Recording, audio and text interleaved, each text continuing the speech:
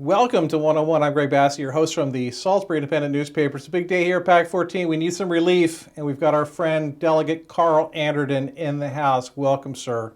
How you doing, brother? So we wanted to have you on when you got back from Annapolis, but you had a lot going on, and we finally get you here as summer's getting close, Yeah, and we can talk about all the fun stuff that's going on. sure. I mean, let's have that conversation. I wanted to get here, earlier. We had, scheduled a date, but, post-pandemic, when you have a cold and you're coughing, people immediately kind of. They don't want to be anywhere near you. I get it. I didn't want to be near me either, so I couldn't control the cough. I couldn't hide it, and so I said, well, I'm not going to sit here and cough in front of this man and do this interview. So we're here now. And as someone that no one Yes. wants to be near, I know the feeling. I mean, I have that. I live that on a daily basis, so I know what that's like. I like you, man. I think you're like just above average. So, I appreciate that. I appreciate that. Absolutely. Now, how was Annapolis this session? New governor, just so many new things, like a big readjustment period going in after your last election. Better than I could have expected. When it comes to legislation, I mean, there's good stuff and bad stuff, of course. That happens every year. But the relationship with the administration, we're in a really good spot. Of course, our team, starting with, Chris and Cherie and Mary Beth, Johnny, Charles Otto, Wayne Hartman, Tom Hutchinson, all of us together, we're on separate committees and we all have our circles we travel in, and we were able to do a really lot of cool stuff for Title Health, dealing with the trauma funding. The county executive had her priorities. We were able to meet her priorities. Get a lot of cool things in the budget that were requested locally, and all in all, I'd say it was a really good session, especially for one not knowing what to expect as you go in. We ended up in a really good spot. See, now I can never figure out how to measure the success of the session. Part of me is all about how much money can we obtain from the state and bring home. Right. But at the same time, you've got to represent a lot of issues. So, Sure. like when you're dealing with the Chamber of Commerce, the local Chamber of Commerce, they're not about the money so much. They have issues that affect the business workplace. Yeah, absolutely. And those are the things that they want influence on. So talk about some of that back and forth between money and issues. Yeah, again, like I said, how we're all kind of divvied up with our expertises, and so for me, I focus on the budget. I focus on the budget. When Salisbury, Delmar, Fruitland, anybody on the lower shore is asking for something, we're doubling down on it, tripling down in the House on appropriations, making sure that it's in the budget, working with the administration to get it put in the budget properly, so we don't have to worry about putting it in. We can just fight to keep it in. And so that's our issue. And then I kind of rely on Chris, and Cherie when it comes to economic issues.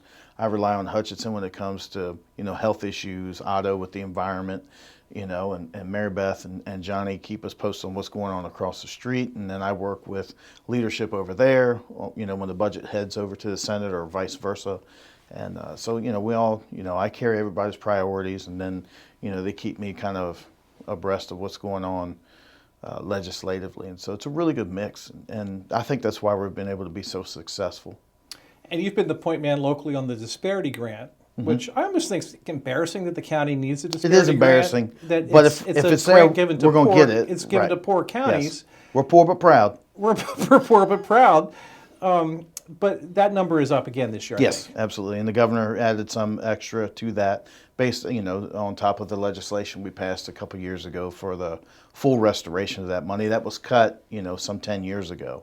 And During the recession, it was one of the monies that there were a went lot of away things that were along cut, with- how we use revenues, disparity grant, things like that. So we were able to pluck these one by one to get them restored and put back in place. And so the county, is getting $15 million this year. That's going to help, as local jurisdictions received all this federal funding, and some were wise in how they handled it, some were not, and so the ones that were not, are going to be seeing deficits. And there's just a couple places here locally that you see are upside down funding wise, and you see some that are in a very good spot. And so, so we've been able to kind of try to help where we can, with the ones that are upside down, and continue to support, the ones that have been budgeting the proper way. Well, you're being kind, and I'll say it. This city of Salisbury has a deficit problem. They're having to raise taxes, and part of the big part of the problem is the emergency services, fire services support for the county. That payment from the county is less than what they need. But also, I don't know if it's been mismanaged or not, but they did rely on a lot of the COVID money, put it into the budget. That money's gone now. And to keep things Right. funded the same way, you're going to have to raise taxes. Yeah, and so that's the issue is when you receive those one-time bumps, you have to know ahead of time they're one time, and you have to forecast out 10 years. You know, okay, this money's going to be gone. How are we going to handle this? And you need to adjust your initial spending, you know, accordingly to be able to absorb it 10 years from now and not just blow it all at once and say, we'll figure it out later. Because later's here now. You know, it's like taking your credit card. You just max that thing out, you know, and you say, oh, okay, shoot. Now how do I figure this out? Right. You know, I mean, because there was no forethought given. And so, you know, it's not to impugn anyone at all, but I mean, I just think that, things could have probably been done a little differently, a little phased in with some of the funding, some of the things that were spent. But now we're all collectively have to deal with it, you know, that this $4.5 to $5 million shortfall. And it's a real shame that property taxes have to increase. But when you increase spending every year and you lower or maintain property taxes each year, you know, you create this divide, and now we're at this point where we have to bring it together. And, you know, I mean, we'll do what we can at the state level, but, you know, a lot of this has to be some constrained spending in-house, and hopefully the city council and the mayor will tighten their belts just like we all have to do. Right. You know, I mean, I'm tightening my belt right now. I mean, I literally have been spending this week going through all of our bills to see what we can renegotiate, move our insurance to somebody cheaper. These are real people, real problems. Right. Yes, of course they are. The state is in a similar situation. Yes. The last revenue outlook was not good, so there Right. might be a problem next year. Yeah, so it's the same thing. And, you know, I think, this budget was done pretty well. Take care of some one-time items now, kind of like what the county's doing. They're doing a lot of one-time spending. So that way it's gone. When you're forecasting next year, you have to look at the numbers differently than what you see today, because a lot of that's not planned for next year anyway. So, like the county and the state, and some places have done it the right way where you plan ahead for this dip. And so I don't think it's going to be as bad. It looks today when you look at the budget, you're like, holy moly, where are they going to find this difference? But when you take out the one-time spending things, it's not as bad as it appears. One thing from when I used to cover the legislature that I learned is that a win is a win. And Sure. anytime you win, it's a big deal. You celebrate that thing. Exactly. Absolutely. So the county, Wycomico County won with getting permission to have a sewer authority so we could address some of our sewer. But there were a couple things that disappointed some people. And I just want to talk about a couple of them if I can. One was the not dark water. Is it dark water? The gray water? Gray water Yes. bill that would have affected Bull Lips down in Whitehaven. This is a remote bar out in the marsh. There's rules about the disposal of stuff. There was a legislation that basically only impacted them and Right. maybe one other business in the county, and it didn't get anywhere. Yeah, those are always difficult. There were some things that were requested that, the owners didn't want to do at the time, and but we were able to work it out locally. That's kind of from MDE, we were kind of told, well, look, we're going to give you a checklist, and if you knock this out, you don't need the legislation. So when we got that, then we were able to kind of take our focus off of that piece of legislation and move it somewhere else. So it wasn't as much of a necessity as we thought it was in December. And so we were able to focus elsewhere because we knew that they were willing to put in the well and do the things they need to do with the food truck and all this. And we were able to take care of that locally so they can be up and running, I hope, this weekend. Okay. So this weekend or next weekend. I know they're getting close. Okay. Yeah. That'll be good. That'll be real good. And then the other one that was interesting, and it reminded me of when I used to play club rugby, which I was not very good at, where I could never figure out where the ball was. The liquor bill for Wycomico reminded me that. We had no idea who had the ball, where the ball was going, and all that stuff, and it ended up kind of being fumbled on a lot of ends. Right. What were your thoughts about how that legislation, it was to get rid of the dispensary system, or change the Yes. dispensary system in Wycomico County? Yeah, I thought, the county executive had a great plan, with moving to a hybrid type format. Like the dispensary, has a stranglehold on, how people acquire their spirits in their time of relaxation, and same for restaurants as well. And if they want to stay open, but just compete. I've been hearing from local restaurants and businesses for a decade now about, this is an issue. And every other county around us has opened it up. It's us in Montgomery County. Right. We're the only two counties left. And I love my people in Montgomery County. I got people there. But you don't really want to be compared to Montgomery County in a lot of ways. Well, and for them, it's a revenue strangulation. Right, They bring in about $160, $180 million a year in alcohol fees, so they don't want to their change their choice. system. But, for us... We barely bring in $1 million. Right, the county executive made a point, and I applaud her for that. She said, if I can't absorb that, then I shouldn't be county executive. I thought it was brilliant. I liked it. You put your stuff right on the table and said, I got this, then we should let her get it. And so I thought the hybrid was a great compromise. You have people who collect bougie liquors and things like that, and afraid they still can't get their $500 whiskey or whatever. I mean, I don't get to see the point personally between a $500 bottle of whiskey. I mean, give me a $5 bottle of Mad Dog and I'm good. Tailgate rules is tailgate rules. Yeah, it's a tailgate. But nonetheless, I think that we have the opportunity to come back next year and take care of this and do it the right way. They've formed a task force that's looking at this. I mean, it's common sense that tells you have to open up the mart of competitive commerce and let people compete, and so hopefully we'll do the right thing and get another shot at it next year. Now, the previous governor, Larry Hogan, you obviously had a very special relationship with him. Yeah, Uncle Larry's a good guy. And he was good about getting us some money. Mm-hmm. So I remember like a year ago or so, you and Jake Day, then the mayor of Salisbury, had a news conference, and you were able to tout all the money that came from the state for the city of Salisbury. They gave us some money for the Shorebird Stadium for the county.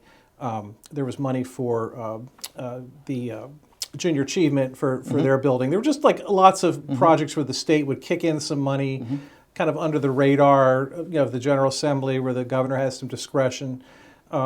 Is that going to continue with the new governor? What can we expect? Well, I got to tell you, as much of a relationship as I had with Governor Hogan, I mean, me and Governor Moore is amazing. He's a man of his word.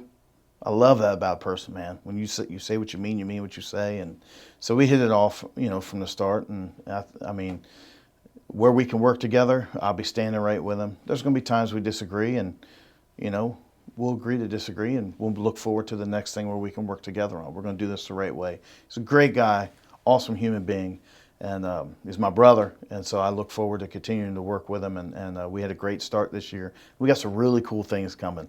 So it's going to be really cool. There's some things coming to the SU that we're working on, the airport, of course, more funding for Purdue Stadium, because we have to be on par with everybody else. I don't want to just be on par. I want to be better than. We're looking to do some things at the Civic Center. We're looking to do things all across the county. And so, infrastructure, it's just, we're looking, working with commerce to attract business here. People are looking to move to more rural areas to do things, and so, the governor's kind of saying, "Here, talk to this person, and it's just really amazing because, this time last year we're talking about the election, and we're like, well, we'll figure it out as we go, and I tell you, the Lord blessed us, man. I mean, truly, I like I said, I know there's things we disagree on, and that's cool, but this guy, this governor, this man, this person, my brother, wants to see us thrive, and I'm here for it. And, well, you mentioned the airport. I'm glad you did, because I noticed when he was in town, he made a stop at the airport, and he was over talking to Tony Rudy for a long time. And I couldn't figure out what they were talking about. I wanted to go over there and figure it out, but it was like everyone was taking pictures of it. Well, I can't tell you everything at once, right. brother. But he was obviously interested, and Tony's a nice guy, but he's not a real social guy, so they weren't, they no, I don't think really? they were talking about the Ravens or anything like that. No, not at all. Right. He was picking Tony's brain on some stuff. And I think the governor was doing most of the talking. So obviously something was up with the airport. Oh, yeah, absolutely. But you'll have to tune in next week. So, just like you were talking about the TV shows you watch. If I give you everything in the season opener, there's no point to watch the finale. Well, see, if you're going to be on HBO, I'm going to get rid of you. So that oh, no, I'm over the air, man. I'm cheap. Get you an antenna, brother. Your OTA. The other thing I noticed about the governor, and I can't imagine being the governor, being a new governor, everyone's trying to get his ear on stuff. Right. He was in Cambridge at Snappers, celebrating the 100th day of his being in office. The lieutenant governor was there. And just the amount of people who all wanted to ask him for something whether it was a picture which he could accommodate, Mm-hmm. or I need a new road, which that's not his thing. And that's not the time or place to do that. Exactly. Either. And Yeah. I just can't imagine what it's like for him. How do you approach him? Do you try to be like a sort of an oasis for him where he can talk about anything, or Absolutely. can you get in there and ask for stuff? How does that work? I don't talk any business in those types of scenarios, because you're constantly asked for this and asked for that, and I need this and I need that, and I've known the governor for a while now, before he was governor, so we have a baseline to work off of, and so we're able to talk about just whatever, and so in scenarios like that, I don't. I mean, other people do, and that's their thing. That I didn't do that with Governor Hogan either. There's a time and place for those conversations, and there's a time and place just to be my brother. You know what I mean? Just to hang out. Relax and just enjoy being with me. Well, you all were seen together at the Preakness. Oh yeah. Well, had to watch the horses run. It's a great Maryland tradition. It is, absolutely. We've got to support it. Yeah, and but I don't bet on races. I really don't. I'm so tight with my money that, the thought of losing $10 outweighs the thought of winning 100 for me. But it was a good time had by all. It was great just kind of being there, just kind of hanging out without all the, Bruno Mars was there. Right. I mean, it's whatever. But I went and saw it. Everybody said he's a lot shorter than they thought. Yeah, I'd say he looked pretty small up on stage. So, yeah. But I mean, it's not really my thing, but yeah, that was good. It was a good time, it's going to be a great summer here locally, and I look forward to having the governor back over. We're going to tour some more things and just kind of hang out in different areas. And I hope to get him down to Bull Lips. That would be fun. We're going to work on that, so we're going to see what we can do. That would be way fun. Yeah. My guy who's my managing editor at the Daily Times for 30, 35 years, however long I've known him, Eric Saylor, said if you get Carl in the chair, ask him why in the heck the Maryland legislature does everything in 90 days. This is ridiculous that they have to throw everything in 90 days, that all the, everything comes crashing in at the last second. There's all this confusion. Why don't they have, 2-3 month terms? Even Delaware, goes year round practically. Where they space them out. Yeah. Yeah. Why? There has been this. Has there been talk about this? This is, they've done it this way for 450 years because of, farming and, life at that time. Right. And they've just never changed it. But imagine if we were there all year. What havoc you could create. Yeah, all the bad stuff they could have. So it's kind of like, well, and you are there all year. There's a summer session. Oh, yeah, no, I'm headed there today right after this. So, Yeah. I'm leaving to head up there as soon as we're done here and, to start working on next year's budget. So, we are up there all year, at least on a weekly basis, if not more. But legislatively, if as long as it was the same time frame, if they wanted to space it up to give you gaps in between, I'm fine with that. That probably wouldn't be a bad thing because they give you an opportunity to network in between mini sessions to say, instead of trying to do, a conversation with 50 different people in one day, you'd have 2 weeks to get it done. It's not bad. Delaware, I think they do a good thing with that. Well, like this year, you guys were working 20, 22 hours a day. Yep. And then all of a sudden, it's Easter, so you got to go home for a day. Yeah. And then you come back Literally, on the Monday. One day. And you're back working 23 hours on the Monday to get everything done before the end of the session. It just seems pretty inefficient. I don't know. Yeah, like I said, it's good and bad. But no, I appreciate the question, and I do think Delaware, has a good option as the way they do things.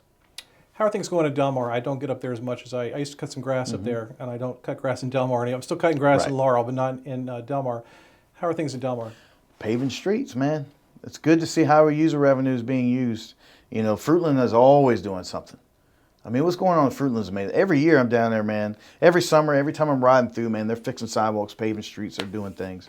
Of course, Salisbury's, paving streets, and I know, they're changing up streets, and some are good, some are not. It's all good. I mean, For some folks, People just need to leave Salisbury, go to another town, and realize everyone else did this 10 years ago. yeah, some of them did it better though. I understand. But anyway, I understand.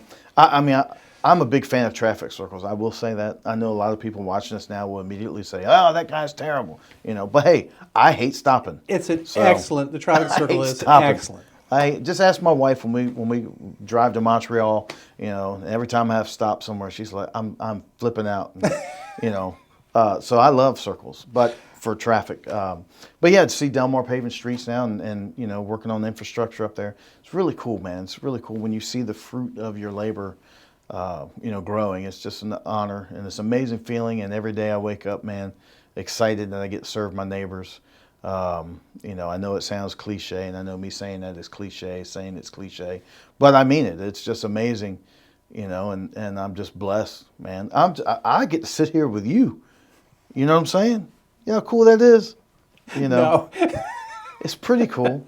Yeah. But I'm so envious of people who live in Delmar because it's such a tight-knit community where everyone really cares so much about each other, and it's kind of like Snow Hill that way. They're all in everybody's business. Yeah, we're in everybody's business. Yeah, absolutely. Yeah. But the alignment with the school system there and just the concern, and there's some great renovations that are going to happen right there at the baseball park.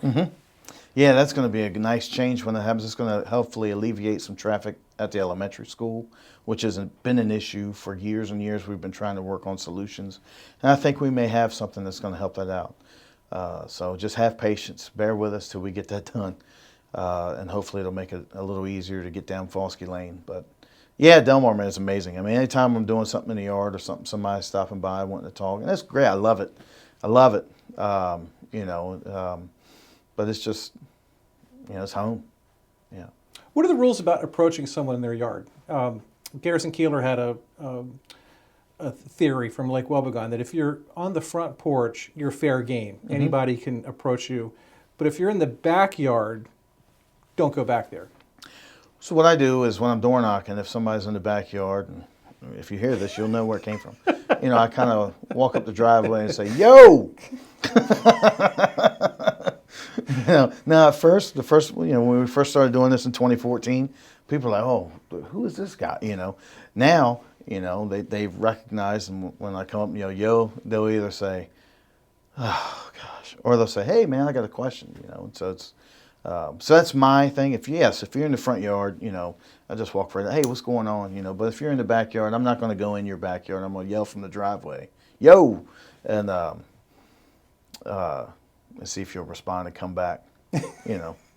So. What gets me is I have a rundown house in a nice neighborhood. So if I'm out cutting the grass, we could be related. Exactly. If I'm out cutting the grass, every realtor stops and wants to talk to me about buying my house. And I'm cutting the grass. The thing is abandoned or something? No, it's just kind of it's gentrification, Right. I've got a 70-year-old house, and everyone else has torn down the house and built McMansion type stuff, and then there's my little house. But I've got this lawnmower that overheats, so if I turn it off, I can't turn it back on for like 20 more minutes because it's hot. I have to go pour water on it and stuff. So these people want to come talk to me when I'm in the yard. So I've taken now to cutting grass at 11:30. On a Wednesday in the morning, because there won't be anybody driving by. Right. So I just wonder what the rules are about approaching the houses. Yeah, I think that's kind of, I think we've nailed it. I mean, if you're in the backyard, I kind of leave you alone unless, I can yell at you. So do people still, when they have every problem, call their delegate? Yeah, we encourage it. Absolutely. Absolutely. I don't want to bother you. I want to try to take care of it myself. No, I want to be bothered. I mean, that's what we're here for. I want to be bothered. If you have an issue, you let me know. I mean, it was in Walmart yesterday. I try to break up and hit different grocery stores throughout the month, and I try to be everywhere where I think people are, so that way people can, if they have an issue. If you have an issue, I'm here. I mean, it's the point. I mean, we're working on some things now for some folks that are having issues with funding for food, still unemployment issues, folks looking for jobs, so we're trying to connect people with, places that we know that are hiring. I mean, it's a much different scenario than it was just a few years ago with everybody unemployed, looking for help with their unemployment. Now everybody's looking for work, and so I'm pulling the stuff together and sending them places that I know that are hiring, and so it's just really cool. And I think it's cool that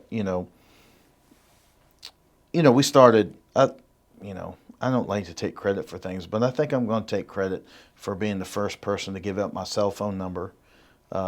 Everywhere, 443-359-1335, and to see everybody else doing it now, I think is amazing, because now it's like everybody's accessible now. I mean, that was one of the reasons why I ran, is because for my own legislator, I had to speak with his secretary instead of speaking directly with the guy that is supposed to be serving me, and so I never wanted to be in that situation. So if, hopefully there's no one who has no inability to reach me directly, because that's how it works. I'm at the bottom, everybody else is over top. Yeah, I had someone recently just say that they were talking about a public official, and they said, when I call him, he'll call me back. It'll take a while, 10 days, 2 weeks sometimes, but he'll call me back. Yeah. But he said when you call Carl Anderton, he answers on the third ring. Yeah, I do my best, and there are times that I'll miss a call, and then I try to call it back in the order that I get it. But yeah, I mean, it's that's what we're here for. I mean, it's not the pomp and circumstance. It's not, ribbon cuttings. It's not, taking your picture with citations. It's answering the phone and helping folks when they're jammed up. You had a birthday last week. How old did you turn? Oh, well, how old do you think I am, brother? 41. My man. You all right, my book. So I turned 50. Congratulations. Why does everybody say congrats? Like, oh, you've lived half your life. Oh, no. When I turned 50, my life was pretty much over then. Yeah. What? It's all been downhill since then. No, man. Look at you. You're a mountain of a man. Yeah, a mountain You're of a man. You're amazing, man. Amazing, man. You got a full head of hair mostly. It's a toupee. Yeah, it's nice. Well, it's a strong look. Yeah. Strong look. Yeah, it's the Phil Donahue look. No one remembers who Phil Donahue was. But 50, well, congratulations. Yeah. How much longer do you want to do this? Your predecessor, I think, was 74. Not that long. No. Can you go another 24 years? No, we're not. It's not meant for that. It's not meant for that. My wife's going to tell me very soon, I think, to enough's enough. You can tell each year it's like more and more of, I'm tired of this from her, because you're gone 4 months out of the year. Right. And so, we're getting very close to that, and so I've always said, I'll stop when she tells me to stop, because she has a time limit in her head. Or, when my neighbors say, okay, I've had enough of this guy, so, and it's coming soon. So I'm not a lifer. I didn't sign up to do this for 20 years or anything like that. No, not at all. He's Carl Anderton. He's our delegate, District 38. B, bro. B. B is in bro. District 38B. He lives up in Delmar. Represents Salisbury, North Salisbury. Fruitland. Mm-hmm. It's kind of a weird district, and we're thrilled that he had time to be with us here today. Thank you, Carl. I appreciate you, brother. We'll see you at the Ravens tailgate this winter. Are guests invited? Can I bring people along? Sure, of course. The more the merrier, man. I always put out every Sunday where we are. You're in Lot H? Yeah, Lot H. Come on by, man. We've got Scrapple for everybody. Oh, it's awesome. Scrapple and Colt 45. Carl Anderton, thanks for being here. Yeah, absolutely. I'm Greg Bassett from the Salisbury Independent Newspaper. Another edition of 101 right here on PAC 14.